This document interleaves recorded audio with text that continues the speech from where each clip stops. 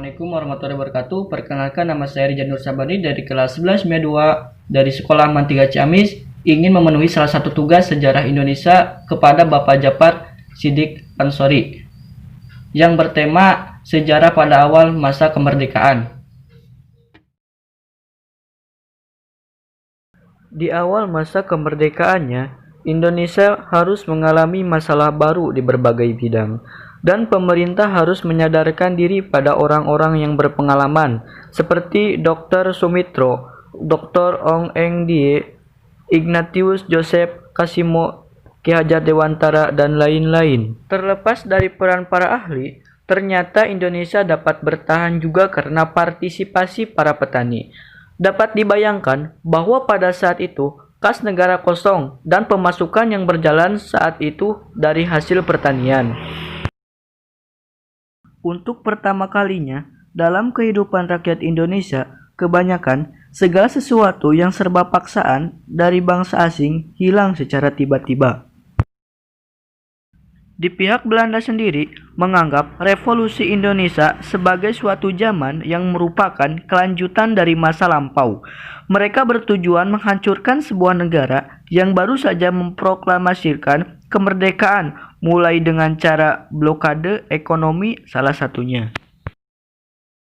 Meskipun telah dibacakan proklamasi, banyak raja-raja luar Jawa yang telah didukung dan dijadikan kaya oleh Belanda sehingga tidak tertarik kepada revolusi. Mereka tidak menyukai pimpinan di Jakarta sebagai wakil-wakil kekuatan revolusi. Meskipun tidak semua raja bersikap demikian, seperti Raja Bone di Sulawesi Selatan menyatakan dukungannya dan mengakui kekuasaan GSSJ Ratulangi sebagai gubernur republik di sana.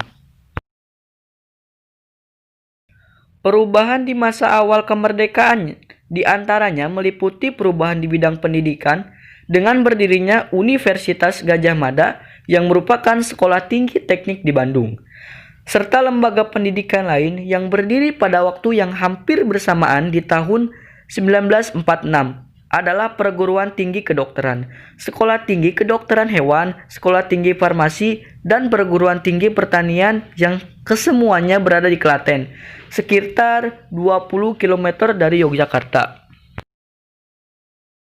Di bidang sosial dan budaya, ditandai dengan lahirnya seniman dan sastrawan nasional seperti penyair Chairil Anwar, penulis prosa Pramudia Anantatur yang sebagai tulisannya dikerjakan di penjara Belanda pada tahun 1947 sampai 1949. Wartawan Mocar Lubis dan lain-lain serta terbentuknya PWI dan PGRI sebagai upaya untuk melakukan perjuangan melalui organisasi. Kemudian, dalam bidang ekonomi yang paling signifikan yakni dicetaknya Oeng Republik Indonesia. Uang adalah lambang utama suatu negara merdeka, serta sebagai alat untuk memperkenalkan diri kepada khalayak umum. Meskipun tengah menghadapi inflasi dan blokade ekonomi, Indonesia dapat bertahan dengan segala upayanya. Melalui para ahli di bidang ekonomi, satu hal yang paling menarik adalah ketika tengah mengatasi blokade ekonomi, Indonesia berhasil mengirimkan bantuan beras ke India. Ini berkat dukungan dari para petani karena penghasilan pemerintahan hanya bergantung kepada produksi pertanian. Sehingga pemerintahan Republik Indonesia bertahan sekalipun keadaan ekonomi sangat buruk. Sekian dari saya. Apabila banyak kekurangan, mohon maaf. Wabillahi taufiq wal hidayah. Wassalamualaikum warahmatullahi wabarakatuh.